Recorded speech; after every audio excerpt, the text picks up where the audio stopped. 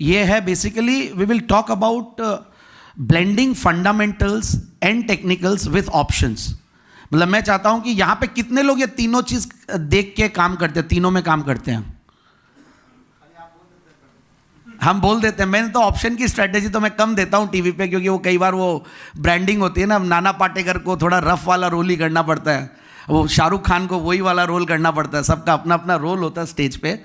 तो वैसा ही मेरा भी रोल, थोड़ा मैं फंडामेंटल्स पे ज़्यादा रहता हूँ, टेक्निकल्स पे बोलता कम हूँ, बट मैं देखता सबसे पहले टेक्निकल्स हूँ, वेरी फ्रैंकली, क्योंकि टेक्निकल्स की टाइमिंग बहुत ज़रूरी है। वो कई बार होता है ना कि हम लेते हैं और स्टॉक चलता ही नहीं है, और जिस दिन बेचता हूँ उस दिन टूट जाता है, या जिस दिन वो पीक पे होता है आप घुसते हैं। तो वो उसके लिए क्या होता है, टेक्निकल्स को देखना बहुत बहुत ज़रूरी है। और ये मैंने अभी देखा कि लोग जो अभी न्यू जेन आ रहे हैं, जो नेक्स्ट जेन है, ये लोग इस बार क्या बहुत पढ़ लिख के आ रहे हैं। भले ही कुछ लोग रॉबिनहुड भी है, कुछ लोग ऑप्शन बाइंग करके पैसा कमाने की कोशिश कर रहे हैं और जैकपॉट और लॉटरी की काम कर रहे हैं, बट ओवरऑल देखते हैं अच्छे इंजीनियर्स, अच्छे IITians, तो चलो उनके तो ब्रांड लग जाती है, वो जैसे ही IITian होता है उसको 100 करोड़ की स्टार्टअप का एक फंडिंग मिल ही जाता है IITians और IIMs को। बट जो छोटी कॉलेजेस के जो स्टूडेंट्स होते हैं, जो वहाँ पे ब्राइट स्टूडेंट्स होते हैं, वो लोग बहुत अच्छा कर रहे हैं। मतलब मैं इवन जयपुर के कई बच्चों को जानता हूँ, छोटी छोटी इंस्टीट्यूट है जिनका आप लोग नाम नहीं सुनेंगे, बट वहाँ से आके वो लोग बहुत अच्छा कर रहे हैं। तो लोग बहुत पढ़ लिख के समझ के, मैंने कम से कम मेरी पिछले वैसे तो मैं 2007-8 से टीवी पे आ रहा हूँ। 2005 में पहला इंटरव्यू दिया था मैंथा ऑयल पे, क्योंकि कमोडिटीज़ मेरे जहन में थी और कमोडिटीज़ से लाइव शुरू की थी। फिर धीरे धीरे 2009 में रेगुलर शोज आने लग गए। फिर 2011-12 में कुछ गुआर में लफड़े होने लगे, या बाकी कमोडिटीज़ में, एग्री कमोडिटीज़ में, फिर CTT आ गया। तो इन सब से मार्केट कमोडिटीज़ ठंडा हुआ तो इक्विटीज़ में आया, और इक्विटीज़ वैसे काफ़ी मैंने काम किया हुआ है, क्लास 11 से कर रहा हूँ, और काफ़ी पैसा दबा के खोया हुआ है। मतलब पैसा कमाया नहीं, बहुत खोया। और वो कलकत्ता वाली IPO मार्केट में पैसा लगा दिया था, जहाँ पे वो 3% में आप एप्लीकेशन लगाते हो ना।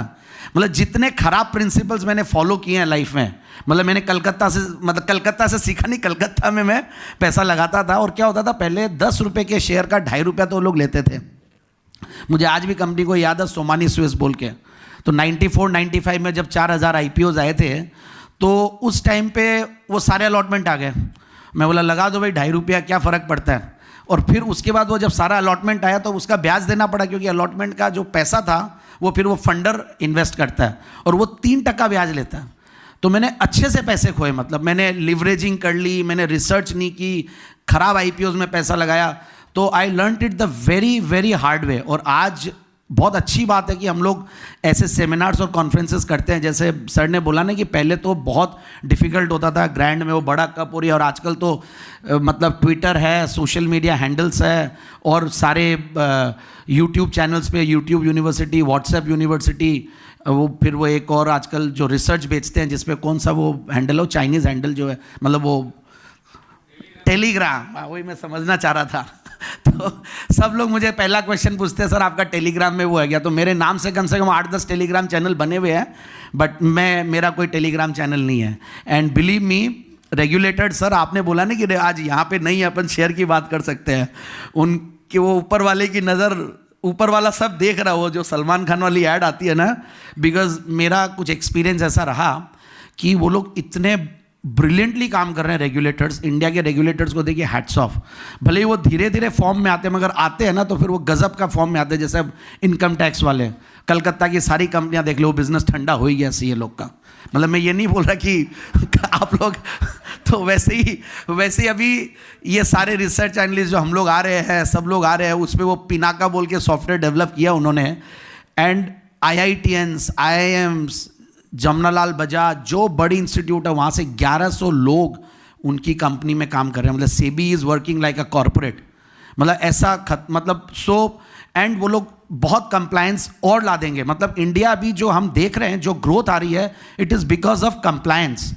हार्डवर्किंग थे, मगर हम लोग हार्डवर्किंग के जो रिजल्ट्स थे वो बुक्स में नहीं दिखाते थे। और अब हर चीज़ कंप्लायंस होने की वजह से, और ये जो पैसा आ रहा है, SIP आ रहा है, मार्केट टूट रहा है, थर्ड पावर जो इतना बड़ा हो गया है, it is because of compliance. लोगों ने, मैं ऐसे बहुत लोगों को जानता हूँ जितना लोगों ने ज़िंदगी में पैसा नहीं कमाया था 2019 तक, और कोरोना के बाद अगर किसी ने अप्रैल में एंट्री ली है और वो 2 साल 2.5 साल में इतना पैसा कमाया है, वो जितना टैक्स दिया है उससे कम पैसा कमाया हुआ था 2019 तक। ऐसे मेरे सामने कम से कम 20-30 एग्जाम्पल्स है, और ज़्यादा ही होंगे मतलब। तो बहुत लोगों ने बहुत अच्छा, और उसमें क्या टैक्स देना, इनडायरेक्ट टैक्सेशन, डायरेक्ट टैक्सेशन, ये सब बढ़ना, ये सब का बहुत बड़ा इम्पैक्ट आया। So I am extremely bullish on mid caps and small caps, क्योंकि पहले मिड कैप और स्मॉल कैप और नैनो कैप में सबसे बड़ी प्रॉब्लम होती थी, इन्फॉर्मेशन अवेलेबल नहीं होती थी। आज हमारे पास सबसे इंपॉर्टेंट है क्रेडिट रिपोर्ट उनकी। जैसे हम अगर पर्सनल लोन लेने जाते हैं तो हमारी क्रेडिट रिपोर्ट होती है, वैसे मैं सबसे पहले उसकी क्रेडिट रिपोर्ट देखता हूँ, क्या उसकी रेटिंग है और कौन कर रहा है। उसमें भी वो टॉप 3 वाले कर रहे हैं, या क्रिसिल, इकरा, केयर, फिर क्योंकि एक का भी नाम आ ही गया था। अब वहाँ पे भी वो लोग पूरे डरे हुए रहते हैं, क्योंकि वहाँ पे भी सेबी की पूरी नज़र है कि वो गलत रेटिंग देंगे तो फिर आगे प्रॉब्लम होगी। तो इसीलिए अब वो डर नहीं है हमें। अगर हमारे पास नंबर्स है कंपनी के, जैसा एक बहुत अच्छा एग्जाम्पल बसंत सर ने दिया कि कई बार बिजनेस मॉडल अच्छा हो और वहाँ पे नंबर्स अच्छे हों, प्रोमोटर्स हल्का भी होता तो बाद में क्या होता, पैसे आने का वो भी ठीक हो जाता है, उसका कैरेक्टर ठीक होता है। मतलब कई बार बोलते हैं ना, एक बार वो जब अपन लोग मारवाड़ी लोग, या मारवाड़ी बोलेंगे, गुजराती तो कम होंगे, यहाँ पे कलकत्ता है, और हम लोग करते हैं कई बार बिजनेस स्टार्ट करते हैं तो शुरू में क्या होता है, एक बार कच्चे में बोला पैसा बना लो, क्योंकि फिर बाद में पक्के में करेंगे। बोले फिर बोला पापा मेरा हो गया, मेरे को कच्चे में जितना महीने का चाहिए, जितना मेरे को फॉरेन ट्रैवल के लिए चाहिए, कोई हॉस्पिटलाइजेशन हो जाए, या आ गया पैसा, अब अपन करते हैं पक्के में। फिर वो धीरे धीरे कंप्लायंस में आ जाता। तो ऐसे बहुत लोग हैं, ऐसी कंपनियों में भी वो दिखता हो नेचर। धीरे धीरे अब मगर कंपनियां ये समझने लग गई कि मार्केट कैप बढ़ाना है, कंप्लायंस बढ़ाना है, सिस्टम्स को और मजबूत करना है। वो लोग जितने से जितने टेक एनेबलमेंट होते हैं सब कर रहे हैं। मतलब आई एम इन टच, कई बार हम लोग छोटी छोटी कंपनियों को सुनते हैं, देखते हैं, और अभी भी मैं आ रहा हूँ, एक कंपनी विजिट करके ही आ रहा हूँ, तो ऐसा नहीं है कि मतलब लोग काम नहीं कर रहे हैं, भले छोटी कंपनी हो और बड़ी कंपनी की तरह करते हैं। और कई बार क्या होता है, हम लोग बड़ी कंपनी इसलिए मान लेते हैं, कई बार वो बहुत ज़्यादा डेट्स लेके भी बहुत बड़ी हो जाती है। एंड एक चीज़ है कि निफ्टी में अभी भी वो कंपनी आ जाती है, या निफ्टी 50, निफ्टी 100 में large cap, mid cap, small cap की क्राइटेरिया अभी भी मार्केट कैप है। कई फैक्टर्स होने चाहिए। जैसे मैं एक स्कोर बहुत देखता हूँ, पियोत्रोस्की स्कोर, उस स्कोर को देख के अगर एक्सचेंजेस को, हालांकि मैंने रेकमेंड भी किया कि उस तरीके से कुछ आप लोग निफ्टी में स्टॉक्स को लीजिए। अब कोई कंपनी, कोई ग्रुप अगर 6 लाख करोड़ रुपए ब्याज पे लेके मार्केट कैप बढ़ाई ली, बढ़ी जाएगा ना, 6 लाख करोड़ से कुछ ना कुछ तो है ये बुक, वो तो जो हो रहा है बाद में कमाएगी नहीं कमाएगी, भले 150 का पी मल्टीपल हो, कुछ पता नहीं चलता है।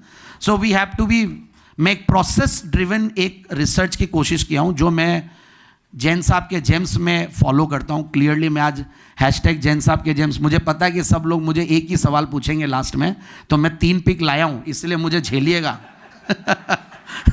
मुझे प्लीज़ झेलिएगा आप लोग भले नींद आ जाए, जो भी आ जाए, मुझे झेलना पड़ेगा, क्योंकि वो लास्ट में दूंगा, एकदम लास्ट लाइन में विद द डिस्क्लेमर, एकदम पूरा एकदम। तो तब तक आप लोग झेलिएगा। बट ये मेरा प्रेजेंटेशन थोड़ा बड़ा है, आप लोग बोल दीजिएगा, बट मैं कई चीज़ें स्किप करूंगा, क्योंकि मुझे ऐसा लग रहा है कि शुरू के जो 30-40 जो मेरी ये स्लाइड्स है वो सर ने कवर कर ली। So my job is half done, and मैं उनसे अच्छा नहीं कर सकता था, दैट्स फॉर श्योर। चलिए, I think will start. Remote जा रहा है क्या? नेक्स्ट स्लाइड आप करोगे या मैं करूंगा? ओके, ठीक है। मैं मेरी कंपनी के बारे में ज़्यादा नहीं बताऊंगा, बट प्लीज़ गूगल कर लीजिएगा, इट्स मैंडेटरी कि मैं मेरी कंपनी के बारे में बताऊं। But we were first breed of commodity brokers in the country. We started as commodity brokers, and then हम लोग राजस्थान में टेक एनेबलमेंट पे बहुत फोकस किए थे, so that really helped us growing in Rajasthan. फिर इंडिया में भी है, बट राजस्थान में थोड़ा सा नाम ज़्यादा चर्चित है। अब जैन साहब के जेम्स की वजह से मेरा नाम जरूर चर्चित है, और पीछे मैं ट्रेडशिप का बैनर लगाता हूँ तो ट्रेडशिप जानते हैं। But anyways we are trying hard, but things are very difficult for brokers also now. मतलब in the world of the zero brokerage वाली फर्म्स बहुत डिफिकल्ट हो गया। सो सब लोग अब धीरे धीरे वेल्थ मैनेजर ही बनेंगे, या फिर प्रॉप डेस्क चलाएंगे। और कलकत्ता को ये पहले से पता था, इसलिए यहाँ पे सब प्रॉप डेस्क ही चलाते हैं। क्लाइंट वाले ब्रोकर यहाँ पे कम दिखते हैं। अरे यार बॉस, एक बार हेल्प कर दो यार मुझे थोड़ा।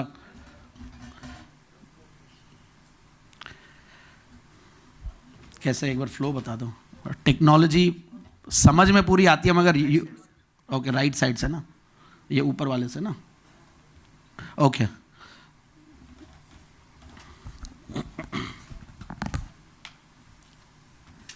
ये एक मैंने ना डिफरेंट टाइप्स ऑफ इन्वेस्टमेंट्स, आप ये देखिएगा, बहुत सिंपल स्लाइड है बट ये स्लाइड बहुत इंपॉर्टेंट है लाइफ में। एक ही स्लाइड में पूरी इन्वेस्टमेंट की दुनिया के सारे इसमें इन्वेस्टमेंट इंस्ट्रूमेंट्स आ गए। और एक बहुत इंपॉर्टेंट चीज़ जो सर ने भी बताई वो है 26% का कैगर। मतलब अगर आपका पैसा 10 साल में 26% से ग्रो करता है तो वो कितना होता है 10 साल में? सर ने 25% का एग्जाम्पल दिया था, मैं 26 का दे रहा हूँ। बताइए प्लीज़ आप लोग। Being CEOs I really want this answer. ये बहुत कॉमन घिसा पीटा मेरा डायलॉग है, हर जगह मैं पूछता हूँ, हर जगह बताता हूँ, हर वीडियोस में 26% की कैगर की बात करता हूँ। 26% में 3 साल में तो डबल होएगा, 24% से हो जाता है रूल ऑफ 72 से, बट 26% से 10 साल में पैसा 10 गुना हो जाता है। फिर वो जो नेक्स्ट 26 साल है, 10 साल है, अगर उसमें वापस से आप 26% से ग्रो कर देते हैं तो वो 100 गुना हो जाता है। और फिर वापस से नेक्स्ट 10 साल अगर आप उसी को कैरी करते हैं तो वो पैसा 1000 गुना हो जाता है। तो यही स्टॉक मार्केट है जहाँ पे कंपाउंडिंग करके टैक्स का बेनिफिट्स लेते हुए कई बड़े बड़े investors, not to be taken नाम, बट आप लोग सब एग्जाम्पल्स आप लोग के सामने कैसे वो लोगों ने इतनी बड़ी वेल्थ क्रिएट की है। अब तो चलिए फरवरी 2018 के बाद तो लॉन्ग टर्म कैपिटल गेंस लगने लगा, बट उसके पहले तो एग्रीकल्चर से ज़्यादा बेहतर इनकम थी है और हम लोग खाली ट्रेडिंग कर करके खोते थे। तो इसमें देखिए fix deposit, post office schemes, provident fund, PPF. आप लोग सीए तो पीपीएफ तो ज़रूर से आप लोग भी बेचते ही होंगे, क्लाइंट्स को क्रॉस सेलिंग करते ही होंगे या इंश्योरेंस करते होंगे, कई लोग करते हैं, मतलब मैं जनरली बोल रहा हूँ। बट ये अच्छा है, ये इंस्ट्रूमेंट ठीक है, एक बार ये 1.5 लाख की लिमिट पूरी हो जाए। बट मैं तो इसमें भी लोगों को यही बोलता हूँ कि आप लोग ELSS लीजिए, वो ज़्यादा अच्छा है। अगर आप टैक्स बेनिफिट भी लेना तो म्यूचुअल फंड के ELSS से ले लीजिए, भले वो हर साल 31 तारीख को डालिए, कोई बात नहीं है, या 25 मार्च को डाल दीजिए, but it is very important कि हर जगह इक्विटी का ओरिएंटेशन हो। फिर मैंने इक्विटीज़ में डायरेक्ट और इनडायरेक्ट की बात कर रहा हूँ मैं, तो स्टॉक मार्केट और IPO। फिर म्यूचुअल फंड्स में आप सेक्टोरल इक्विटी फंड्स और डाइवर्सिफाइड इक्विटी फंड्स। फिर एक आजकल PMS और AIF, जैसे कि हमारे सामने दिग्गज PMS रन करने वाले बसंत महेश्वरी सर बैठे हुए हैं। तो PMS में अब जैसे किसी के पास 5000 रुपया तो वो म्यूचुअल फंड की SIP करे, 10 लाख से ऊपर कैपिटल हो तो थोड़ी बहुत सीख के वो इक्विटी कर सकता है। मैं तो वो भी बोलूँगा कि नहीं करे, अगर आपके बिजनेस में इन्वॉल्वमेंट ज़्यादा है, प्रोफेशन में ज़्यादा है तो मत कीजिए। तो आप और उससे ज़्यादा पैसा वाला रिस्क ज़्यादा लेना चाहते तो AIF कर लीजिए। फिर अगर आपको गोल्ड में भी इन्वेस्ट करना है तो मैं बोलूँगा कि सॉवरेन गोल्ड बॉन्ड्स कीजिए। सॉवरेन गोल्ड बॉन्ड की खास बात यह है कि ये जो 50% वाली जो ये मार्जिन वाली जो प्रॉब्लम शुरू हुई है ना अभी, इसमें सॉवरेन गोल्ड बॉन्ड्स पूरा एक्सेप्टेबल है एज 50% ऑफ दैट कोलैटरल। मतलब कैश, FD और सॉवरेन गोल्ड बॉन्ड्स और लिक्विड फंड्स, ये सारे के सारे वो 50% कैश कंपोनेंट में चले जाते हैं। बाकी का आप जो शेयर लेके, जो कोलैटरल लेके करते हैं, तो ये सब चीज़ें थोड़ी सी बोरिंग लगेगी, बट ये बहुत इंपॉर्टेंट है, जो मैंने क्लाइंट से इंटरेक्ट करके या जो हमने इम्प्लीमेंट कर करके सीखा है। फिर उसके बाद गोल्ड के बाद अगर हम बात करें कमोडिटीज़ की, तो कमोडिटीज़ में भी आजकल AIFs आ गए हैं और कमोडिटीज़ में गोल्ड सिल्वर तो सब लेते ही हैं, उसमें कोई बात ही नहीं। और ठीक है, गोल्ड की भी एक वैल्यू है अपनी, 5 से 10% ले, हो सकता है भी सिल्वर और गोल्ड का रेशियो 100 साल के सबसे ख़राब लेवल्स पे है। 1915 में एक बार 100 टाइम्स हुआ था, उसके बाद अब भी ऑलमोस्ट 100 टाइम्स हो गया था दिवाली के पहले, और उसके बाद अब वापस से सिल्वर थोड़ा सा आउटस्मार्ट कर रहा है और गोल्ड थोड़ा सा पीछे चल रहा है। तो हो सकता है कि सिल्वर कैन वर्क, सिल्वर की एक इंडस्ट्रियल यूज़ भी है, गोल्ड की इमोशनल वैल्यू बहुत बड़ी है, बट ठीक है 5% 10% वो भी चाहिए पोर्टफोलियो में। बट अगेन ये सारी चीज़ें आप कैपिटल मार्केट से ले सकते हैं। आपको अगर प्रॉपर्टीज़ लेनी है तो मैं ये बोलूँगा कि प्रॉपर्टी घर के अलावा, ऑफिस के अलावा, और अगर आपको थोड़ा और ज़्यादा पैसा, आप फार्म हाउस ले लिए और एक इनकम जनरेट करनी है तो वेयर हाउस ले लीजिए। बट उससे भी बढ़िया इंस्ट्रूमेंट है REITs, real estate investment trust. कितने लोगों ने REIT में पैसा लगाया हुआ है यहाँ पे? 1 2, आपके पास तो प्रॉपर्टीज भी बहुत है सर। 2 ही जनों ने, ओके। इनविट में कितने लोगों ने लगाया हुआ है? 2 3, ये बहुत कम है। ये बहुत बड़ी अपॉर्चुनिटी आप लोगों ने मिस की है। ये हम लोगों ने 33 रुपए में इनविट दिलवाया था, IRB इनविट। ये बात कर रहा हूं मैं मार्च अप्रैल 2020 में एक बार इनविट पूरा टूट गया था। क्यों टूटा? क्योंकि उसमें जो टोल कलेक्ट करते वो रोड्स उसके अंदर थे, उस पर्टिकुलर पूल में। इनविट is nothing but a mutual fund of infrastructure projects.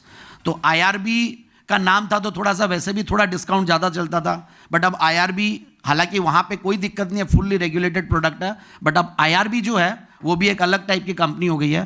फिर उसमें जो इनविट्स है वो डिस्काउंट, इतना बड़ा डिस्काउंट चल रहा था, और प्लस कैश फ्लोज उस 33 रुपये में जिन्होंने लिया, आज इनविट है 64 रुपया भाव 2 साल में, और प्लस उसमें कम से कम आई थिंक 22-23 रुपया डिविडेंड आ चुका है। 1 रुपया 80 पैसा डिविडेंड देते हैं और 1 रुपया आपका कैपिटल रिटर्न होता है। तो ये इनविट प्रोडक्ट है। तो आप लोग इनविट्स को अंडर एस्टिमेट मत कीजिए। कई बार 60 साल 65 साल वाले क्लाइंट्स आते हैं जिनको रिटायरमेंट के 60 साल 65 साल में कोई आदमी बुजुर्ग नहीं होता, ये फॉर श्योर है, क्योंकि 70-75 तक आदमी बहुत अच्छे से काम करता है अगर तबीयत से और इज्जत से ज़िंदगी जीता है, तो एक्सरसाइज करके या पूरे वो, मैं उसके बारे में भी लास्ट में बताऊंगा। फिर मैं इनविट्स की बात कर रहा था, और ये सारी चीज़ें मतलब ये बेसिकली रियल एस्टेट की है। फिर ये इन्वेस्टिंग के थंब रूल, जो रूल ऑफ 72 जो किसी ने कहा था, ये मैं स्लाइड्स में दे के जाऊंगा, ये प्रेजेंटेशन आप लोग प्लीज़ रेफर कर सकते हैं। तो मैं इसलिए for the sake of the presence also मैंने स्लाइड्स को रखा है। पोस्ट क्राइसिस अपॉर्चुनिटीज एक बहुत इंपॉर्टेंट चीज़ है।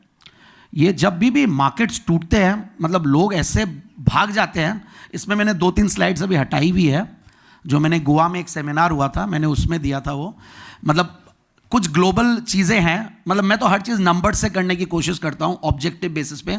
सब्जेक्टिव ओपिनियन तो देखिए एंडलेस है। अमेरिका का सब्जेक्टिव ओपिनियन अलग होता है, इंडिया का अलग होता है, मैं एज एन इन्वेस्टर मेरा अलग होगा, मेरी टाइम फ्रेम अलग होगी, तो हर आदमी की अलग अलग है। बट कुछ चीज़ें हैं कि मार्केट का P मल्टीपल क्या चल रहा है, मार्केट का price to book value multiple गिरते गिरते कहाँ तक आ गया।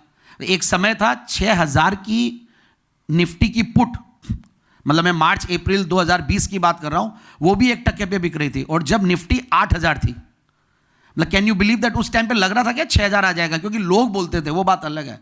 बट 7411 से वो घूम के वापस से 8000 आ गया।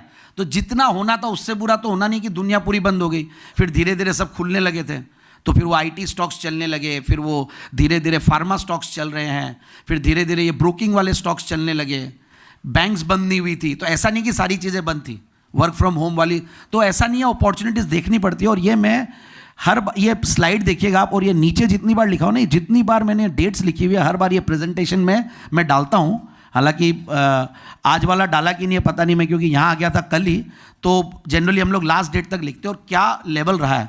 जितनी बड़ी क्राइसिस आएगी उतनी बड़ी अपॉर्चुनिटी उसके बाद आएगी।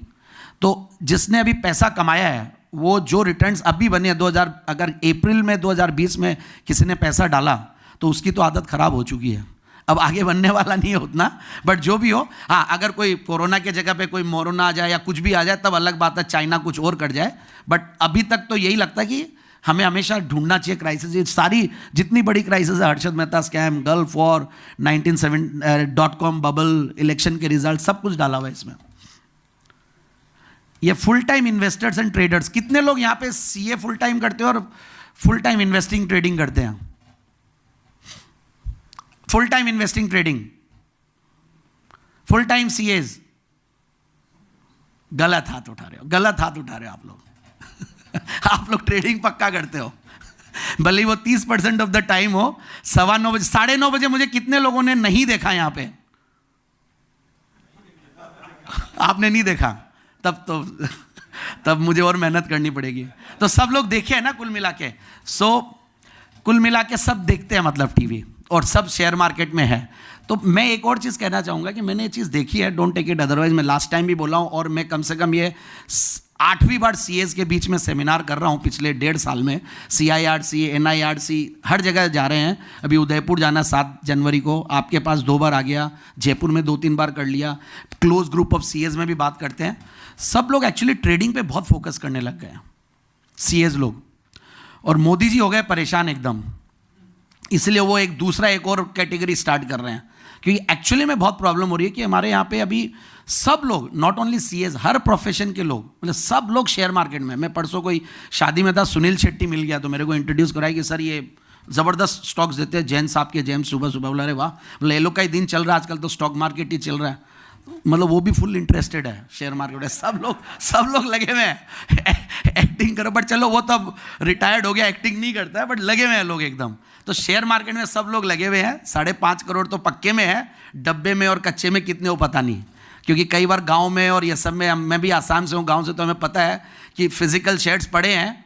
और आज एक मैं कंपनी के पास गया, 6000 बोले फोलियोज है मेरे पास और 2000 लोग इनएक्टिव इन्वेस्टर्स हैं। मतलब 2000 इनएक्टिव इन्वेस्टर्स, बोला सबके पास पड़ा पुराना बस, क्योंकि 94 का आईपीओ था, भाव आया नहीं, भाव आता है तब निकलता माल, भाव आया नहीं तो पड़ा है बस वो। तो ये बहुत बड़ी प्रॉब्लम है। But anyways, full time investors and traders को स्किल्स जो लर्न करनी पड़ेगी। अगर इतनी सारी स्किल्स लर्न करने के लिए रेडी हैं तो फुल टाइम कीजिएगा, नहीं तो अपना सीए ठीक है। फंडामेंटल एनालिसिस सीखनी चाहिए पूरी, मतलब बहुत ज़रूरी है। आप लोग को आता है बाय डिफ़ॉल्ट, बिकॉज आप लोग, हम तो हमारी टीम में सीए और सीएफए मैंडेटरी कर रखी है कि भाई सीए सीएफए आए तो पहले ही रख लो। और हम सीए भी पूरा कंप्लीट सीए नहीं रखते हैं, क्योंकि फिर क्या ऊपर लग जाते हैं फिर वो इधर उधर भाई बड़ी कंपनियों में जाने का और बॉम्बे जाने का और वो रहता है। हम लोग रखते हैं भाई जो इंटर्न किया हुआ हो, क्योंकि सीखा हुआ तो होता ही है। तब तक तो जितनी शेयर मार्केट के लिए सीए चाहिए उतना तो बन जाता हो, बाकी हम सिखा देंगे। और आजकल एक बात और कह दूं, रिसर्च इतनी इजी कभी भी नहीं थी जितनी अभी हुई है। पहले सर आपने तो बहुत बड़ी बड़ी इंस्टीट्यूशंस में भी काम किया हुआ है, पहले वो लोग की जागीर थी वो। मैं पहली बार जब इंटरव्यू देने गया ना टीवी पे, तो मैं डर गया एकदम। 2009 की बात है और बैंक ऑफ राजस्थान के ऊपर मुझे बनाना, मेरी हालत ख़राब। उस टाइम पे हमारे कोई बहुत ज़्यादा रिसर्च का एक बैकअप नहीं था और होता भी नहीं है। चिकन एक स्टोरी होती है, पहले काम आए फिर करेंगे। कमोडिटीज़ में थे, बट बोलना आता था, समझना आता था। तो उस टाइम पे मिलती नहीं थी रिपोर्ट्स। और ये आपके क्या नाम, रॉयटर्स, ब्लूमबर्ग, इन्होंने मतलब मजाक बना रखा था पैसों का, अन्नाप शनाप पैसे ले रहे हो। और आज आपके कलकत्ता से एक बहुत बड़ा ऐप है स्टॉकेज, ज़बरदस्त app, I really use it every day. screener.in है, trendline.com है, और कितने आ रहे हैं। मतलब एक तो ऐसा प्रेजेंटेशन दे के गया मुझे परसों, अगर वो आ जाएगा तो बवाल मच जाएगा। मतलब आपको पोर्टफोलियो मैनेजर नहीं चाहिए, म्यूचुअल फंड नहीं चाहिए, आपको प्रेजेंटेशन बनाने वाले लोग नहीं चाहिए, कुछ नहीं चाहिए, सब कुछ ऑटोमेटेड। बस वो आने वाला पाइपलाइन में 2 महीने के अंदर आ जाएगा। सारे एसेट क्लासेस के डेटाबेस के साथ वो आ रहा है और 4 लोग मिल के आए हैं और सारे अलग अलग इंडस्ट्री के धुरंधर लोग। तो इसलिए एक बार स्ट्रक्चर हो जाए, वो आएगा तब बवाल मचाने वाला है, बिलीव मी दिस। जयपुर का ही बंदा है, but I can see that कि वो मतलब आपके प्रेजेंटेशन, आपका सब कुछ जो ऐसे एक बड़ा बड़ा मतलब 40 लाख 50 लाख का पैकेज वाला MBA रखना पड़ता है, और जो बनाते हो वहाँ पे 1 मिनट में क्लिक ऑफ बटन में आपका पूरा निकल जाएगा। Everything is algorithmized. आजकल आपको कोई भी पैराफ्रेजिंग करनी हो तो पैराफ्रेजिंग, जैसे आप लोगों को कॉपी करना हो तो कैसे करते हो किसी और की लैंग्वेज को? हैं, गुड को बेटर लिख दिया या स्ट्रॉन्ग को कुछ भी लिख दिया, रोबस्ट लिख दिया। इसके भी सॉफ्टवेयर आते हैं, पैराफ्रेजिंग बोलते हैं। बच्चों को पूछे अब 1 मिनट में आंसर कर देगा। सबसे छोटा बच्चा कोई भी नहीं है यहाँ पे, मतलब 11th 12th, और ये मेरा बेटा पूरा यही दिन भर काम करता है। वो लोग दिन भर यही करते हैं कि पैराफ्रेजिंग के सॉफ्टवेयर यूज़ करते हैं और प्रेजेंटेशन बना देते हैं मस्त। तो लैंग्वेज की भी ज़रूरत नहीं है अभी, तो खाली ये जुगाड़ कहाँ से कर सकता है, यही काम है बस। तो वो एक quillbot.com बोल के है एक कंपनी, quillbot.com। जयपुर का एक बच्चा, मतलब जयपुर का रूट्स है, रहता US है, बट अब जयपुर में ऑफिस खोल रहा है और $2 बिलियन की वैल्यूएशन है। वो लोग उस टाइप की भी सॉफ्टवेयर इसके अंदर डाल रहे हैं पैराफ्रेजिंग का। तो आपको आपके हिसाब से बोले रिसर्च रिपोर्ट बनानी है, सब हम लोग को थोड़े दिन बाद आप सुनना ही बंद कर दोगे। सीरियसली बोल रहा हूँ, मतलब मेरे को तो भयंकर थ्रेट लग रही है। इतने अगर टेक एनेबलमेंट हो जाएगा फिर तो क्या बाल काले करो, ये करो, और अलग तरीके मतलब सफ़ेद करो, कुछ अलग अलग बातें करो, तब अपने को सुनेगा कोई आदमी वो पहले आता था ना एक एनालिस्ट, एकदम वो डॉन की तरह आता था, फिर वैसा कुछ करना पड़ेगा anyways, knowledge about futures and options. आधे से ज़्यादा लोग बोलते हैं यार मैं तो फंडामेंटल देखता हूँ, मैं टेक्निकल नहीं देखता। बिलीव मी, टेक्निकल देखना उतना ही इंपॉर्टेंट है। एंड प्लीज़ सीखिए, बहुत ज़्यादा नहीं सीखना है, मैं बता दूंगा आपको क्या चाहिए। 5 चीज़ें देखो, बट देखना ज़रूरी है। ऑप्शंस एंड फ्यूचर्स को समझना बहुत ज़रूरी है, उससे आपको लेवल्स पता चलता है निफ्टी के, कहाँ पे रेजिस्टेंस है, कहाँ पे सपोर्ट है। मेरे को तो समझ में ही नहीं आता है। बिलीव मी, आप लोग सीए और आप लोग नहीं समझ रहे हो, मैं ऐसा मान नहीं सकता। सीएस से अच्छे ब्रेन्स मुझे तो नहीं लगता कि इंडिया में कोई होंगे। मतलब मैंने सीए इसलिए नहीं किया कि मुझे डर था कि मेरी शादी नहीं होगी टाइम पे, बिलीव मी मैं एमबीए इन फाइनेंस कर लूँ। मैंने केजे सुमैया से एमबीए किया। क्यों किया? क्योंकि मुझे डर लग रहा था, सीए का पता ही नहीं है तो स्टॉप लॉस तो यहाँ लगता ही नहीं है। एमबीए में स्टॉप लॉस तो एटलीस्ट 2 साल का, घुसने में तकलीफ होती है, निकालते तो लोग धक्का मार के। आप फेल हो जाओ 11 सब्जेक्ट में तो भी वो निकाल देंगे, क्योंकि उनको उनका इंस्टीट्यूट का रिकॉर्ड खराब नहीं करना है, तो भले वो कोई भी इंस्टीट्यूट। तो इसीलिए तो फ्यूचर्स एंड ऑप्शंस पे मैं वापस से आता हूँ। बाद में डेविएट करते करते बहुत टाइम लग जाएगी गपियाने में। तो सीखिए ज़रूर से आप लोग, बहुत इंपॉर्टेंट है। और आप लोग बहुत नॉलेजेबल हैं। सिंपल चीज़ है, कुछ कैलकुलेशंस है। पुट राइटिंग सब लोग करते हैं। पुट राइटिंग कितने लोग करते हैं यहाँ पे? ब्याज खाने का काम। मतलब जो पुट राइटिंग कर रहे हैं वो एनबीएफसी रन कर रहे हैं एक तरीके से, और इंश्योरेंस कंपनी रन कर रहे हैं। Insurance company with NBFC attitude. ऐसा ही है ना भाई, हर महीना 3% 4% कमाना है, बट वो आता है एक साथ जाता भी है। फिर उसकी रिस्क मैनेजमेंट सीखते हैं, एक्चुअरीज बन जाते हैं अपन अपने आप। ऊपर का नीचे का मैनेजमेंट, रोल ओवर हो जाता है। वीकली करो, इतने का बेच दो, आगे का जोड़ा, प्रीमियम सेम रखना है। हाँ, हमारी एक्चुअली में हमारी दुकान तब से ही चलने लगी है। जुलाई 2016 में आया था बैंक निफ्टी का weekly options, and it has changed. And उसके बाद फॉर्चुनेटली हम लोगों के साथ कोई ऐसी टीम लगी और हम लोग कुछ एक प्रोडक्ट डेवलप किए। मतलब हम लोग systematic trading in bank Nifty weekly options करते हैं। उन सालों में तो गजब के रिटर्न्स आए। फिर धीरे धीरे वो इवन आउट हो जाता है। फिर समझ में आया कि रिस्क है इसमें, लिवरेजिंग कम की। फिर दूर के इंश्योरेंस खरीदने लगे, ओटीएम्स, क्योंकि डर लगता है भाई कहीं गैप डाउन गैप अप। फिर उसमें विक्स का डाल देते कि भाई 20 के ऊपर विक्स हो तो पोजीशन साइजिंग अलग हो जाती है। सब चीज़ ऑटोमेटेड और एल्गोरिथमाइज हो गई। It is not exactly an algo, but एक मतलब 80% एल्गो जैसा, 20% लास्ट में कोई मैनुअल हो रहता है। तो उसमें खूब पैसे बने लास्ट 4 साल 5 साल में, और अभी भी वो 25 से 30% की कैगर पे है। I will show you that slide also. तो ऑप्शन राइटिंग, और उसमें अगर आप कोलैटरल में शेयर्स दे दो, और वो भी मिड कैप स्मॉल कैप, तो आप देखो कैसा एकदम सोने पे सुहागा हो जाता है। हाँ हाँ, उसमें भी है। वो मुझे समझ में कम आता है, बट मैंने सुना है ऐसा। उस पर आपसे सुनूंगा मैं ऑफ, मतलब कॉफी पीते हुए। फिर read and analyse financial statements, macro economics, micro economics. Macro नहीं भी पढ़ो तो माइक्रो जरूर पढ़िएगा। इंडस्ट्री स्पेसिफिक नॉलेज, जैसे आप लोग के क्लाइंट्स हैं। ये लास्ट टाइम भी मैंने एग्जांपल दिया कि नहीं, पिछली बार मुझे बोलने का थोड़ा मौका कम मिला था। इतने बड़े बड़े दिग्गज सामने बैठ गए थे तो मैं डर गया था एक्चुअली, तो मैं ज़्यादा बोला नहीं था। नहीं, बोला क्या था, जो पूछ रहे थे वही जवाब दे रहे थे। वरिंदर जी थे, बग्गा जी थे, भसीन साहब थे। फिर मैं एकदम दब गया, एकदम छोटा सा बच्चे की तरह। तो उन दिनों में ज़्यादा बात नहीं कर पा रहे थे। बट मैं एक एडवाइस दूंगा आप लोगों को, करते भी होंगे आप लोग। मैंने जयपुर में इंडस्ट्री स्पेसिफिक नॉलेज, आप लोग के सबके पास 150-200 क्लाइंट्स होंगे।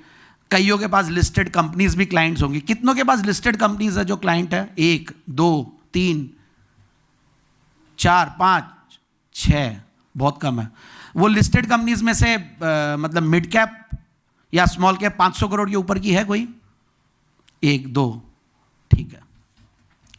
तो वो 500 करोड़ वाली कंपनी जो नाम नहीं चाहिए, आप लोगों ने पूरी एनालिसिस की हुई होगी। आप लोगों को प्रमोटर अच्छा लगता है या आप लोगों को फोर्सफुली कई बार साइन करवाता है? अब तो करते नहीं आप लोग भी, डोंट वरी। बट वो जो 500 करोड़ के ऊपर वाली कंपनी है, उसमें आप लोग इन्वेस्टेड है? क्यों? वाइफ के नाम पे कीजिए ना आप, कोई दिक्कत नहीं है। इंडिपेंडेंट अगर है वाइफ तो आप वाइफ के नाम पे कर सकते हैं, कोई रोका नहीं है आपको। Wife is a different identity all together. लोग तो कई बार वाइफ के नाम पे नहीं खरीदते, बोले कल को डिवोर्स हो जाए आफत हो जाएगी। तो इसलिए बहुत बड़ा रूल है ये कि वाइफ के नाम पे भी ज़्यादा नहीं खरीदते हैं। अपनी अकाउंट में लो जो लेना है।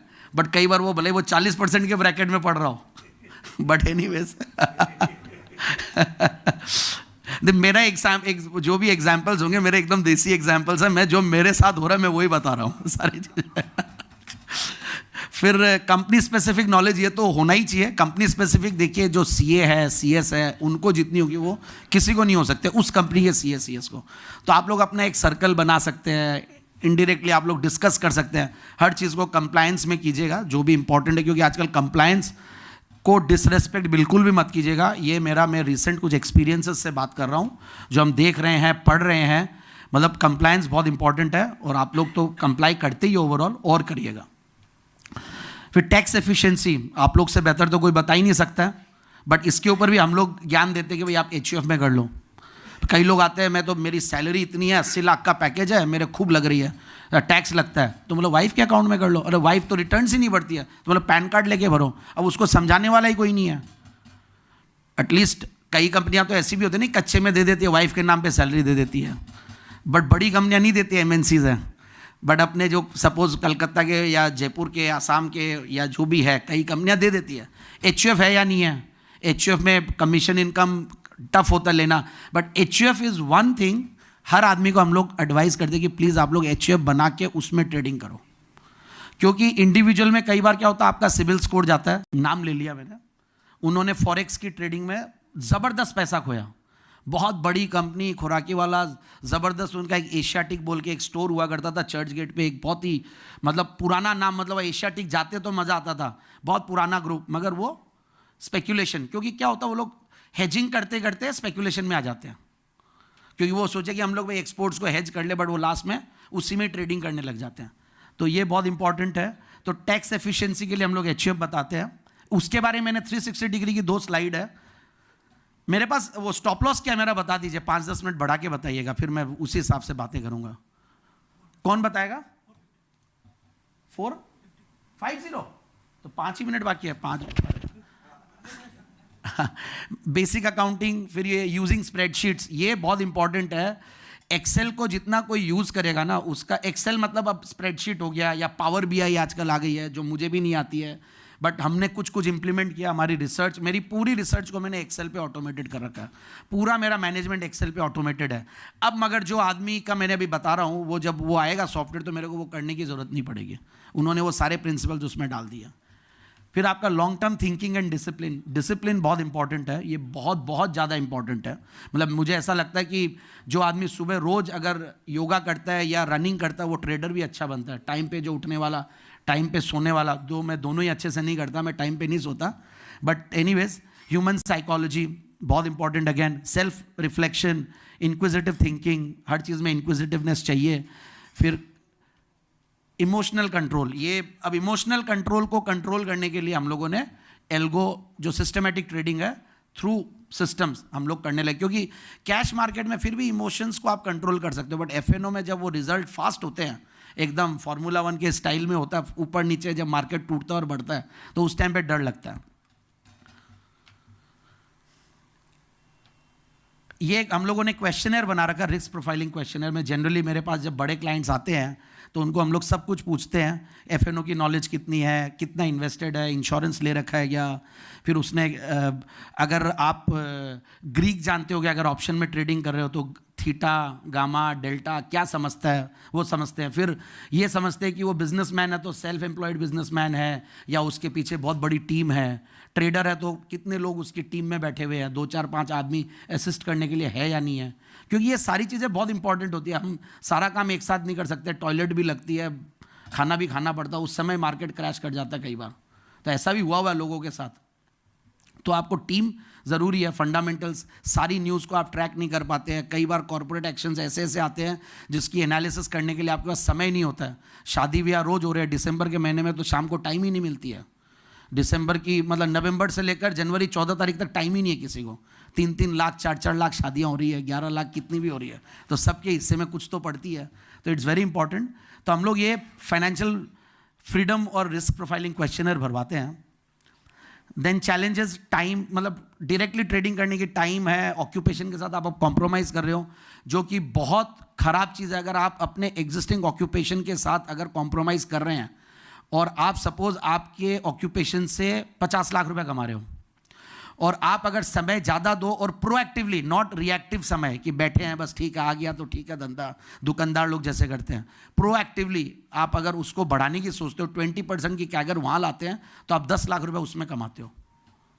बट अगर वही आप शेयर मार्केट में 9:30 बजे जैन साहब के जेम्स देख के स्टॉक लेते हैं या दूसरा कुछ करते हैं, और आप शेयर मार्केट में अगर 1 करोड़ रुपए भी लगाते हैं तो 10 लाख रुपए पक्का कमा लोगे। It is very difficult. तो मैं तो यही बोलूँगा कि वो 1 करोड़ रुपए आप एक्सपर्ट्स को दे दीजिए, बसंत सर जैसे एक्सपर्ट्स हैं उनको दीजिए आप, और आप अपने प्रोफेशन पे ध्यान दीजिए। ये बहुत इंपॉर्टेंट है, लोग ये करते नहीं क्योंकि इसमें किक मिलता है, मज़ा आता है, थ्रिल है, वो थ्रिल का बहुत बड़ा प्राइस पे करना पड़ता है। इन्फॉर्मेशन, लैक ऑफ इन्फॉर्मेशन अभी आजकल नहीं है, इन्फॉर्मेशन ज़्यादा है, ज़रूरत से ज़्यादा हो गई है, अब तो फिल्टर करने की ज़रूरत है।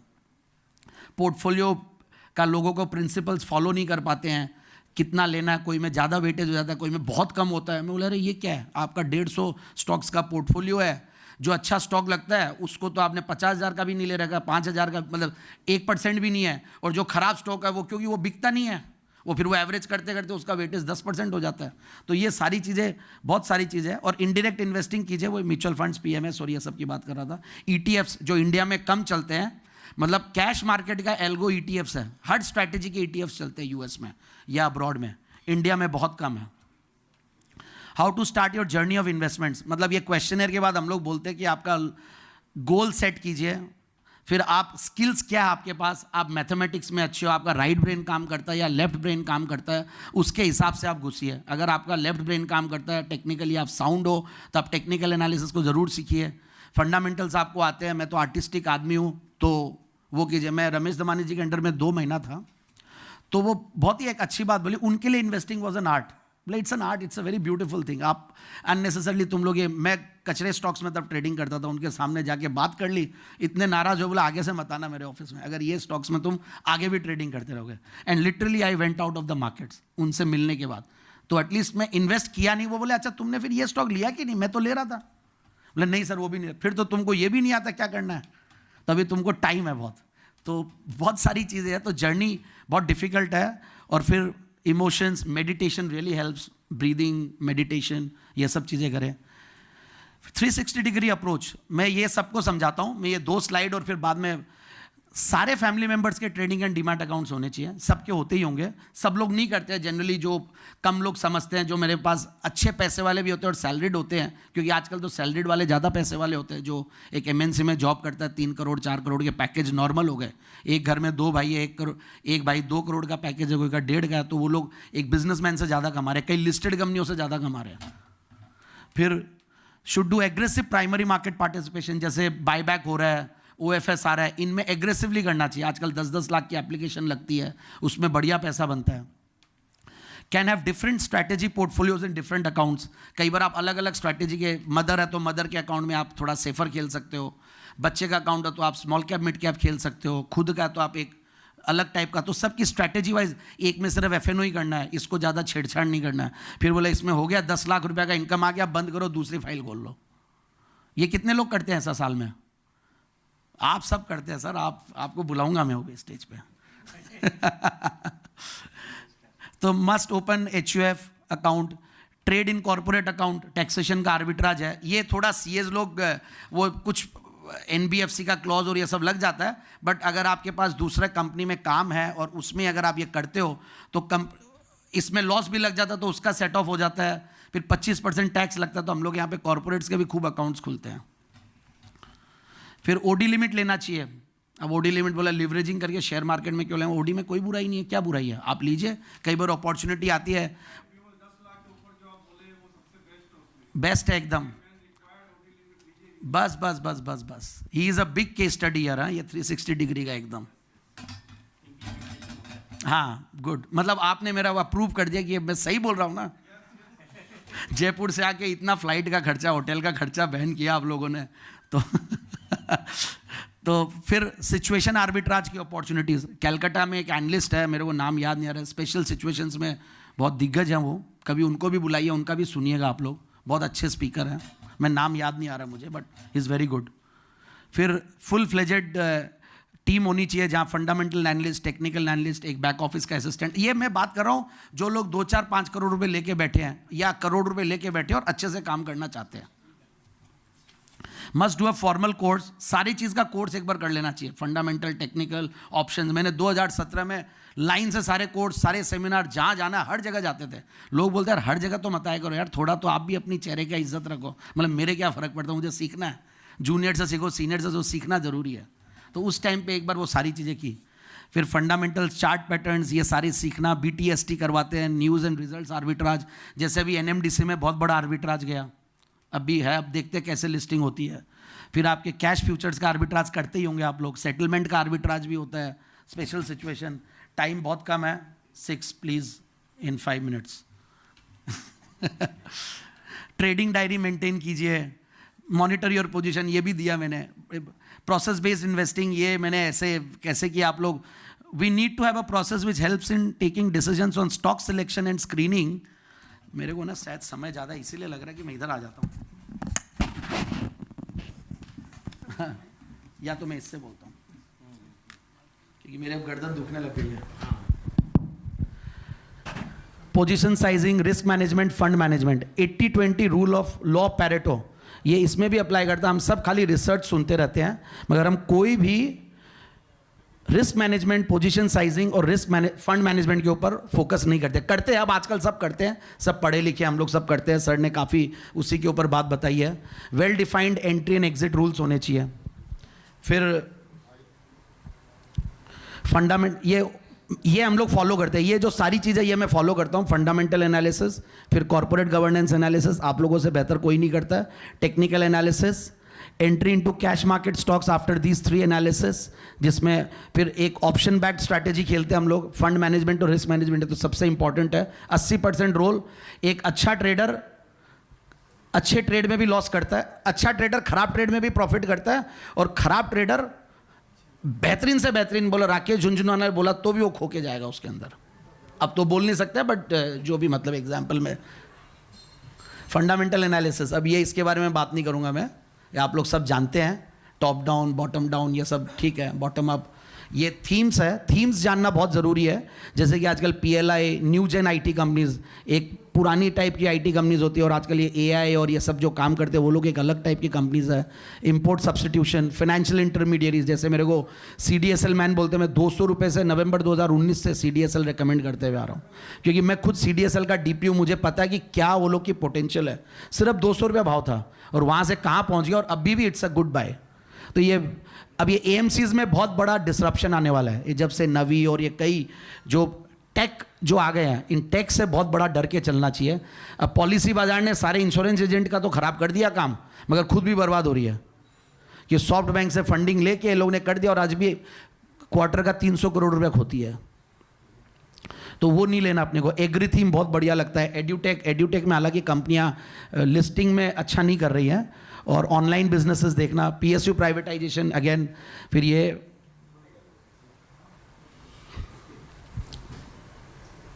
इंडस्ट्री एनालिसिस, कंपनी एनालिसिस, ये सब छोड़ते हैं अपन। फंडामेंटल इंडिकेटर्स, ये सारे आप लोग पढ़ लीजिएगा। हम लोग एक शेयर होल्डिंग पैटर्न ज़रूर देखते हैं, प्रोमोटर्स का, FIIs, DIIs and celebrity investors. अगर बसंत सर कोई में इन्वेस्टेड है तो आँख मिच के ले सकते हैं आपका। अगर फंड, क्योंकि चले PMS का तो नाम आता नहीं है, बट एबेकस का नाम आ जाता तो एक वो ठीक है भाई, सही लगता कि भाई है। तो वैसे आप लोग ये ट्रेंड लाइन में मिल जाता है। trendline.com बोल के वेबसाइट है, उसमें सुपरस्टार इन्वेस्टर्स बोल के एक फीचर है बहुत ज़बरदस्त, उसमें मिल जाता है। उसको हर क्वार्टर आप ट्रैक कीजिए, उसको एक्सरसाइज कीजिए, और देखिए आपको क्या नई नई आइडियाज़ मिलेगी।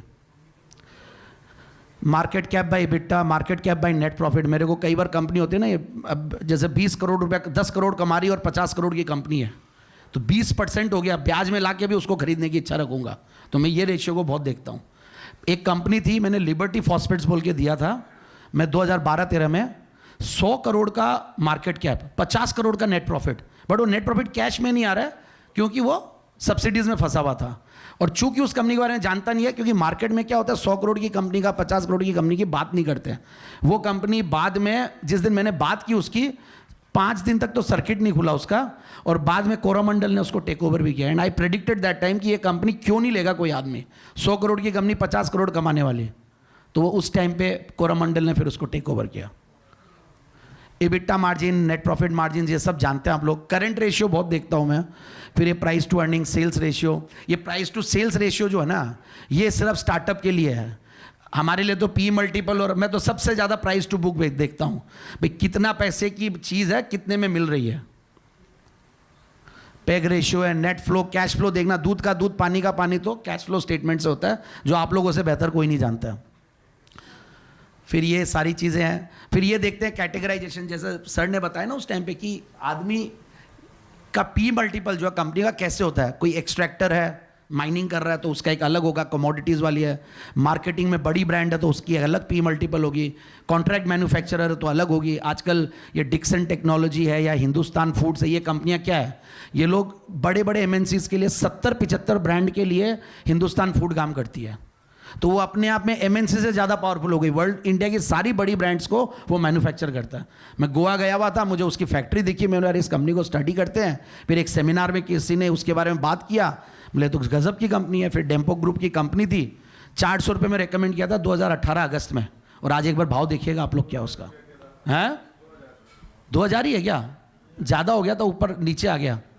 चलिए, सर्विस बिजनेस का अपना अलग सा पी मल्टीपल होता है। पोर्टर्स का 5 फोर्सेस छोड़िए, वॉरेन बफेट इन नटशेल छोड़िए, ऑल अबाउट इन्वेस्टिंग छोड़ते हैं। पैरामीटर्स जो फंडामेंटल्स के बियॉन्ड, ये सारी चीज़ें सर ने बता दी।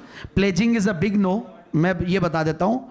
डेट्स बहुत कोशिश करते हैं, जैसे कोरोना के टाइम पे मैंने एक भी डेट वाली कंपनी रेकमेंड नहीं की थी। अगर उस जून 2020 से हम लोगों ने SPL मिड कैप स्टार्ट किया था जी बिजनेस पे, फिर जुलाई 27 तारीख से जैन साहब के जेम्स, सबसे पहला क्राइटेरिया था डेट्स नहीं होना चाहिए, उसके बाद बात करेंगे उस समय। अब डेट्स होना चाहिए, कोई बात नहीं है, क्योंकि डेट्स होगा इसका मतलब कैपेक्स कर रहा है, इधर उधर नहीं जा रहा, प्रॉपर्टी नहीं खरीद रहा है, बस ये सब चीज़ें देखने की ज़रूरत है। तो debts is not a big thing, but वो सेक्टर कौन सा है। अगर एक IT कंपनी डेट्स ले रही है तो that's a question mark, but एक टेक्सटाइल कंपनी डेट्स ले रही है तो अच्छी बात है, कोई बात नहीं है। बट टेक्सटाइल कंपनी अगर जीरो डेट है तो वो बहुत अच्छी बात है। तो कई कंपनियाँ होती है अपने कंजर्वेटिव मैनेजमेंट से वैसे करते हैं। फिर ये ट्राइंग टू आइडेंटिफाई, अभी आप लोग सब लोग बोलेंगे सर कोई मल्टीबैगर बता दो, मैं एक ही जवाब है, मल्टीबैगर मिलते नहीं है, बनाना पड़ता है। आपका कन्विक्शन चाहिए, 26% की कैगेट डालनी पड़ती है उसमें, तब बनते हैं मल्टीबैगर। तो ये सारी चीज़ें हैं, ठीक है। 10 मिनट का टेस्ट, हर कंपनी को पढ़ने के पहले ये 10 मिनट के 5-6 क्वेश्चन पूछता हूँ कि ये कंपनी इसमें पास होती है क्या, उसके बाद उसके अंदर डीप डाइव करते हैं। कॉर्पोरेट गवर्नेंस में यही है, सारी चीज़ें आप लोग ज़्यादा अच्छे से जानते हो। RPT आप लोग देखते ही हो, मैनेजमेंट की सैलरी ग्रोथ, सारे क्वालिटी ऑफ ऑडिटर्स बहुत इंपॉर्टेंट है, बहुत, मतलब don't take it otherwise, but बहुत देखते हैं इस चीज़ को। पैरामीटर्स ये सब ठीक है। ये मैं आप लोगों को नोट्स दूंगा, ये 100 रेशियोज़ का एक मैंने ना वो बनाया, बुकलेट बनाया, वो मैं आप लोगों को भेज दूंगा। इंपॉर्टेंट, ये पियोत्रोस्की स्कोर, ये एक बहुत ज़बरदस्त स्कोर है। इसमें सारी चीज़ें आ गई है। आप देखिए, profitability, operating efficiency, leverage, liquidity, source of funds, तो ये 9 तक का एक स्कोरिंग पैटर्न है। इसमें 5-6 के ऊपर होती है तो कंपनी को कंसिडर करते हैं। इसमें सब कुछ आ गया, रिसर्च करने की जरूरत नहीं कई बार, ठीक है। ज़्यादा स्कोर है इसका मतलब ये नहीं कि अच्छी कंपनी है, बट खराब स्कोर है तो डेफिनेटली कंपनी खराब है। प्राइमरी पार्टिसिपेशन हो गई है। Animal in the stock market jungle, ये तो सारे बुली होंगे यहाँ पे, और कौन क्या होगा, वुल्फ है क्या यहाँ पे कोई? वुल्फ मतलब समझ गए आप लोग क्या होता है? जो मतलब ऑपरेट करता है स्टॉक को, इसमें ऑपरेटर लगा हुआ है तो कोई भी नहीं है शायद, वुल्फ होगा तो भी कोई बताएगा नहीं। बट एनीवेज, टेक्निकल एनालिसिस, ये एक पेज में टेक्निकल एनालिसिस है, देख लीजिए आप। क्या सारे में बोले ज़्यादा ज़रूरत ही नहीं होती है ज़्यादा समझने की। फिर उसके बाद ये हम तो 6 चीज़ें देख लेता हूँ, मेरे को तो इससे ज़्यादा चाहिए नहीं। सुपर ट्रेंड एनालिसिस, फिर short term trend, long term trend, ये डेमास देख लेते हैं। कई बार मार्केट बहुत ख़राब होता है तो 1000 डेमा को देखता हूँ कि भाई 1000 डेमा कहाँ पे है, 5 साल का एवरेज हो गया वो। फिर जब मार्केट टूटे ही जा रहा था तो फिर क्या किया कि पहले फिर वीकली पे आ गए, क्योंकि 1000 डेमा को भी तोड़ दिया, फिर चलो वीकली पे आते हैं। फिर बाद में वीकली भी तोड़ दिया सारे, तो फिर बोलते हैं कि अब चलो अब अपन मेमा पे जाते हैं, मंथली एक्सपोनेंशियल मूविंग एवरेज। तो 100 मंथ का जो एक्सपोनेंशियल मूविंग एवरेज था वो 7411 था निफ्टी का, वहां निफ्टी ने सपोर्ट ले लिया था। तो कहीं ना कहीं आपको वो आइडिया लगती है। फिर क्या होता है, वो ये जरूरी नहीं कि वो राइट है, बट आपको एक बेस मिल जाता है। आप एक छोटा सा, जैसे होता है ना, एक हाथ से अपन छू के देखते हैं पानी को, छू के तो देखना ही चाहिए उस टाइम पे कि भाई यहाँ सपोर्ट ले, एक बार देख लो, स्टॉप लॉस लगा के काट दो। 2-4 बार स्टॉप लॉस लगाओगे तो आदत भी बनेगी स्टॉप लॉस लगाने की, जो है नहीं अपने में। वीकली ऑप्शंस करते हैं तो 15 मिनट का चार्ट, ये टाइम फ्रेम्स हमने बना रखे हैं। एक्सपोनेंशियल, ये सारी बता दिया। वर्ल्ड के ग्रेटेस्ट, हाँ ये बुक बहुत अच्छी है। ये सर आपने भी पढ़ी होगी, सुपर इन्वेस्टर्स पढ़ी आपने? अमेजिंग, मतलब वो अच्छी से एनालिसिस दिया हुआ हर आदमी की। और 20 इन्वेस्टर जो टॉप के वर्ल्ड के, लिवरमोर से लेकर जॉर्ज सोरोस और मतलब आपके वॉरेन बफेट तो सब जानते हैं, बेंजामिन ग्राहम, सबकी, और रेटिंग्स भी है उनकी, क्या अच्छाइयाँ थी क्या खराबियाँ थी, एक बुक में सब मिल जाता है। ये फंडामेंटल पैरामीटर्स ये देख लीजिए आप, ये मिल जाएगा आपको, इसके नाम से स्क्रीनर बनी हुई है। ये जो है ये स्क्रीनर मैंने बनाया हुआ है, इसके नाम से संदीप जैन स्क्रीनर, 7-8 स्क्रीनर्स बनी हुई है और फेस टू फेस में ही मैंने बताया हुआ है। ये स्क्रीनर आप लोग देख लीजिए, आप लोग को आइडिया लग जाएगा मैं जेम्स क्या देने वाला हूँ 5 दिन बाद। ऐसा नहीं है बट क्योंकि मेरे पास सर सबसे ज़्यादा क्वेश्चन यही आते हैं, सर आप लोग रिसर्च पैकेज बेचते हैं क्या? अभी यहाँ आ रहा था तब भी बोला मैं सुबह वाला जो स्टॉक है वो 9:15 बजे नहीं बताता तो बोला अगर तुमको ही बताना होता तो सारा पैसा मैं ही लगा लेता फिर ये टेक्निकल पैरामीटर जो सातों पे खरा उतरने वाला स्टॉक लेते हैं कि वो RSI भी ठीक हो, उसका MACD भी हो, अब नहीं मिलते हैं। एक समय आता है मतलब बीच में जहाँ पे ये सारी चीज़ों पे खरा उतरता है। फिर कंसोलिडेशन भी देखते हैं। फिर ये blending fundamentals and technicals with options, ये एक बहुत ज़बरदस्त चीज़ है। इसमें हम लोग एक फंडामेंटली स्ट्रॉन्ग स्टॉक्स का यूनिवर्स बनाते हैं एंड 20 से 25 जो पैरामीटर्स बनाए उससे फिल्टर करते हैं FNO स्टॉक्स को, फिर एंट्री एंड एग्जिट लेते हैं उसकी टेक्निकल एनालिसिस से। जैसे वो ITC का उस दिन अपन जब बात कर रहे थे लास्ट ईयर, उसमें क्या था, ITC में 200 रुपये का सपोर्ट है और बुरे से बुरा 180 पे एकदम बढ़िया सपोर्ट ले रहा था। कोरोना के दौरान भी 140 के नीचे नहीं गया था। तो बहुत सारे उसमें पैरामीटर्स है। तो आप, और प्लस विक्स अच्छी थी, बढ़िया प्रीमियम मिल रहा है हर महीना। हमने तो प्रैक्टिस बना ली कि भाई 2 लाख का प्रीमियम हर महीना बेचना, मस्त रहो। उससे नीचे जाता कोई बात नहीं, और नीचे गया तो खरीद लो। उससे ज़्यादा क्या होगा, 14-15 के P मल्टीपल पे आपको एक स्टॉक मिल रहा है। और जो कि सर ने कहा कि पुराने जो गलतियाँ थी उनको शायद थोड़ी तो समझ में आई होगी इन दिनों में, तो कुछ ये लोग ठीक कर ही रहे हैं। और अब तो डीमर्जर हो जाएगा तो अलग ही बात हो जाएगी, but anyways I don't know about that. तो हम लोग पुट से सेल करते हैं और कॉल, फ्यूचर लिया तो कॉल बेचेंगे और पुट राइटिंग से एंट्री लेने की कोशिश करते हैं। अब जैसे मैं आज एग्जाम्पल्स लाया हूँ, मतलब टिप लाया हूँ मैं 3 जो हम लोग बेच रहे हैं अभी। जैसे कि इन्फोसिस है, बाईबैक 1850 का है, तो 1450-1500 का अच्छे से पुट बेचो, कोई दिक्कत ही नहीं है। टूटा हुआ भी है और बाईबैक भी 1850 का, तो कितना नीचे जाएगा, मैनेजमेंट तो आएगा ही ना। और इन्फोसिस वो आलतू फालतू प्रमोटर नहीं है जो बातें करती है और भाव को लिफ्ट करने के लिए बाईबैक ला रही है। उनका वो रेगुलर एक फीचर है हर साल का। हाँ, डिविडेंड नहीं देके, US में तो बहुत ही कॉमन है ये चीज़, इंडिया में खाली ये 5 कंपनियां करती है ज़्यादा। फिर ऐसा BPCL है, जैसे क्रूड भी टूट गया, सब कुछ हो गया, जितना बुरा होना हो गया। स्ट्रेटेजिक डिसइन्वेस्टमेंट जब आ रहा था तो हमने BPCL को खूब बेचा, क्योंकि ये पता था सरकारी काम है, 1.5 साल 2 साल लग जाएंगे। 400 रुपये में स्टॉक खरीदने से अच्छा 360 की पुट बेच लो। ये तरीका अपनाते हैं कॉर्पोरेट एक्शन, जिसमें उसमें पुट राइटिंग से गेम खेलिए। अगर नीचे आ गया खरीद लेंगे और तब तक अपने कॉस्टिंग कम हो जाएगी। आपको दिख रहा है ना। We also try to avoid events, जैसे रिजल्ट का मंथ है, इलेक्शन मंथ है, बजट्स है, इनको थोड़ा अवॉइड करना पड़ता है। इसमें 1-2 महीने थोड़ी फरेज रखनी पड़ती है। फिर ये इसमें स्टॉप लॉस बहुत ज़रूरी है, जो strike price minus premium. Suppose 200 रुपया था, अगर आप ये स्टॉप लॉस लगा लो तो और बढ़िया है, बट जनरली पुट राइटिंग वाले लोग स्टॉप लॉस नहीं लगाते हैं। बोले छोड़ो यार, नीचे का उतना प्रीमियम का वो बेच लेंगे आगे की, बढ़िया। बोले थीटा तो खा लिया, अब आगे गामा और डेल्टा सब खा लेंगे, नेक्स्ट महीने का कर लेंगे। इनको सब पता है सर और ये डॉक्यूमेंटेड होना चाहिए। मतलब एक चीज़ है, डॉक्यूमेंटेशन कोई भी नहीं करता है। 150-200 स्टॉक ले लेगा, आज मैं 3 स्टॉक बताऊंगा, आप ले लोगे, डॉक्यूमेंटेशन ही नहीं है।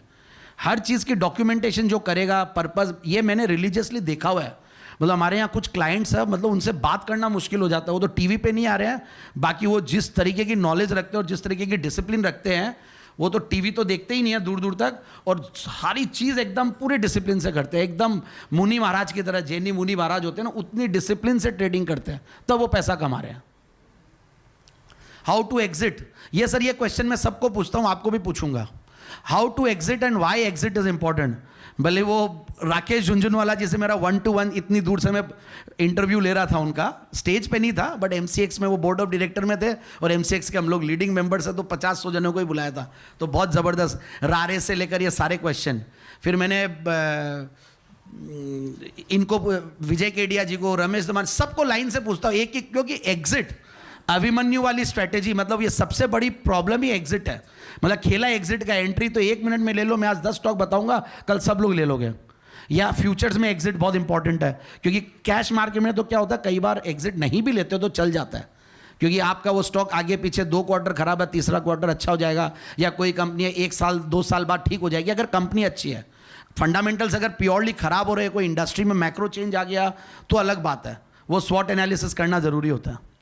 फिर ये फंडामेंटल्स का देखिए क्या होता है, टेक्निकल्स में तो stop loss, trailing stop loss, target, time frame, ये सब होता है, बट फंडामेंटल्स में टारगेट्स अचीव होता तो एक बार प्रॉफिट बुक करने में कोई बुराई नहीं है, क्योंकि वहाँ पे सब लोग करते हैं, फिर हो सकता है नीचे मिल जाए, बट हो सकता है कि कई जो बड़े इन्वेस्टर है, दिग्गज investor, they never cell only, क्योंकि सर ने पेज इंडस्ट्रीज कितने सालों तक होल्ड किया मुझे पता है, तो इट्स नॉट दैट आपके सामने में बोलने में मुझे थोड़ा डर तो लग रहा है, बट एनीवेज स्टॉप लॉसेज, अब फंडामेंटल्स में स्टॉप लॉसेज भी लगा देते हैं हम तो भाई, क्योंकि अगर कोई चीज़ समझ में नहीं आ रही है, देख के सब कुछ बढ़िया लग रहा है, बुक्स में, टेक्निकल्स में, सब में इतना ब्यूटीफुली उसको इंजीनियर कर दिया, देखने में बहुत बढ़िया लग रहा है स्टॉक, बट फिर भी वो टूट रहा है, तो इसका मतलब कोई फंडामेंटल खराब होने वाला है, और कई चीज़ें अपन प्रेडिक्ट नहीं कर सकते until unless we are an insider, और इनसाइडर आप 8,000 कंपनी के या 15 ये 100 कंपनी के नहीं हो सकते, आप 2-4 कंपनी हो सकते हैं, बट इसीलिए लोग बाग कम स्टॉक्स और कम नंबर्स और ज़्यादा रिसर्च स्टॉक में काम करते हैं।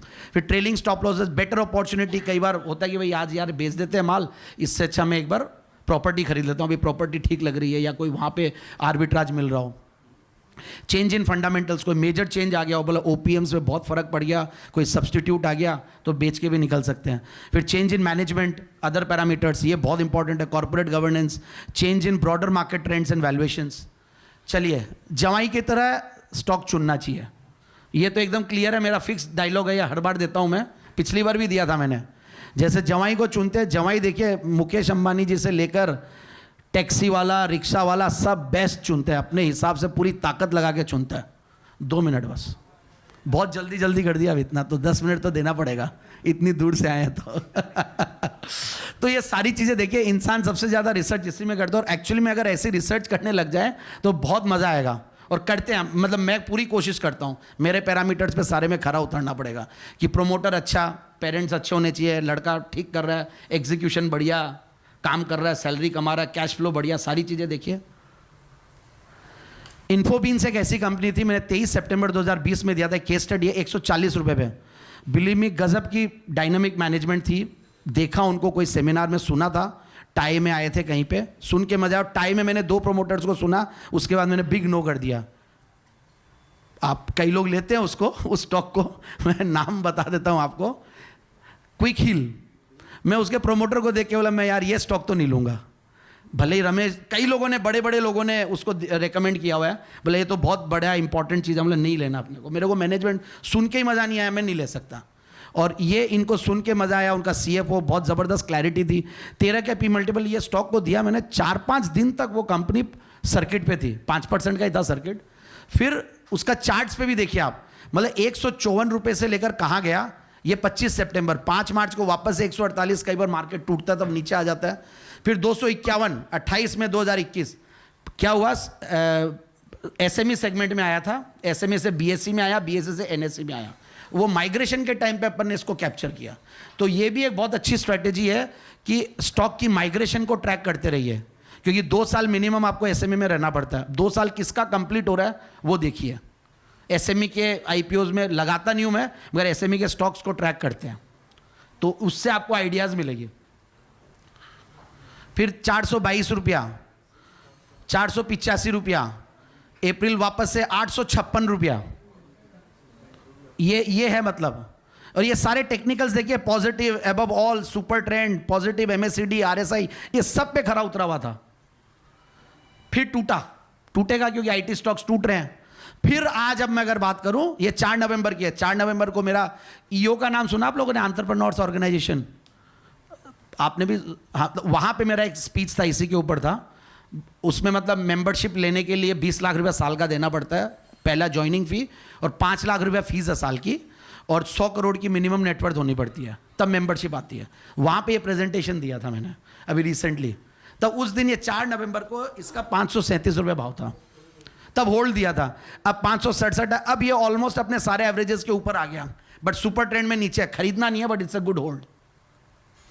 ऑप्शन बैक स्ट्रैटेजीज, ये सब आटा नमक कॉम्बो में आप लोग करते ही हैं, डिस्टेंट सर आप करते ही हैं पूरा, ये ऐसा पोर्टफोलियो मैंने अभी देखिए बात कर रहा था, इन्फी का, BPCL, Maruti and HDFC bank. अब HDFC बैंक में भी कॉर्पोरेट एक्शन तो है ही है, मर्जर है, सब कुछ है। HDFC से ज़्यादा मुझे लगता है कि HDFC बैंक को ज़्यादा फायदा होगा इसमें, क्योंकि HDFC में वो जो अनलॉकिंग वाली बेनिफिट्स है वो सारी खत्म हो गई।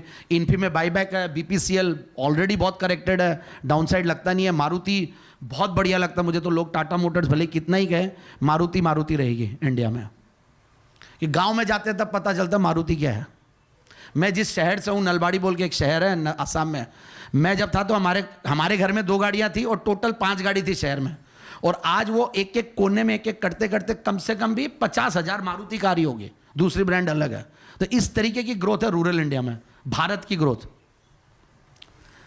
फिर ये कैश सिक्योर्ड पुट स्ट्रेटेजी जो ITC में हमने एग्जाम्पल दिया, ये सब हो गया खत्म। ये सिस्टमेटिक ऑप्शन ट्रेडिंग का मैंने शुरू में एग्जाम्पल दे दिया। ये इसका कैगर देखिए, जुलाई 2016 से 18 से हम लोगों ने मतलब खुद भी करने लगे, थोड़ा रिसर्च चल रही थी, और ये कैगर इसका 22.96 आ रहा है।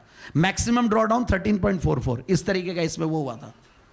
इन्वेस्टमेंट एंड ट्रेडिंग प्लानर ये हमने वेबसाइट पे दे रखा है। 1% से ज़्यादा अगर आप ट्रेडर है, 1% से ज़्यादा रिस्क एक पर्टिकुलर ट्रेड में नहीं लेना तो नहीं लेना। ये एकदम फर्स्ट प्रिंसिपल बनाना पड़ता है।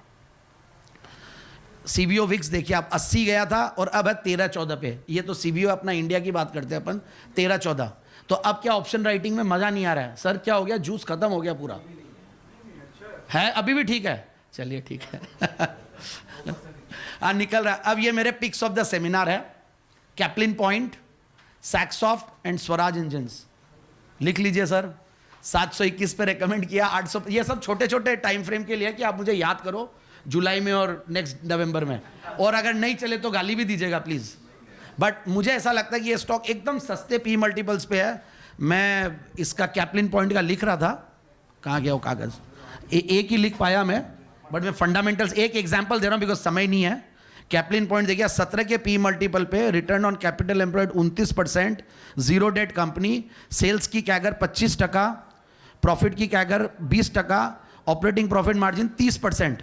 To good to believe sir. Promoter ज़बरदस्त, 888 से 761 पे मिल रहा है क्योंकि फार्मा चल नहीं रहा है। 4000 से ज़्यादा रजिस्टर्ड प्रोडक्ट्स है। लैटिन अमेरिका और छोटी कंट्रीज़ में काम करती है कंपनी। 77 करोड़ का लास्ट सितंबर में पैट था, 92 करोड़ सितंबर 2022 में पैट है। इस तरीके के फंडामेंटल्स है और हाईएस्ट एवर क्वार्टरली पैट दिया है और TTM बेसिस पे भी हाईएस्ट एवर। तो वो कंपनी मैंने दिया। अब ये नहीं चले तो मुझे नहीं पता फिर क्या चलेगा। हाँ, फार्मा चलेगा तो ये जरूर चलेगा। It is one of my favourite stocks. Saksoft again IT company, मैंने रिसेंटली जेम्स में दिया था। और ये कंपनी में क्या, फादर पहले दूसरे काम करता था, फिर बेटा आया, वो IT एंगल लेके अमेरिका से पढ़ के तो उसने स्टार्ट किया। और सैक्सॉफ्ट गजब की कंपनी है, अगेन बहुत ही सस्ती P मल्टीपल वाली। मुझे सैक्सॉफ्ट जैसी एक कंपनी खड़ी करनी है मेरी लाइफ में, that is my goal.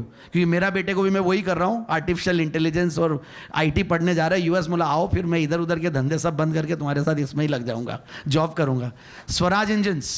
Swaraj engine मैंने रिसेंटली दिया था और ये बहुत चला भी था। रीज़न था कि कॉर्पोरेट एक्शन था बहुत बड़ा, महिंद्रा ने पूरा ले लिया। महिंद्रा और किर्लोस्कर का इसमें जॉइंट शेयर होल्डिंग थी और किर्लोस्कर निकल गया। देखिए किर्लोस्कर ग्रुप की क्या, उनके फैमिली इश्यूज़ की वजह से किर्लोस्कर और छाबड़िया ग्रुप, ये दोनों के स्टॉक्स को P मल्टीपल नहीं मिल रहा है despite being having such a strong brand equity.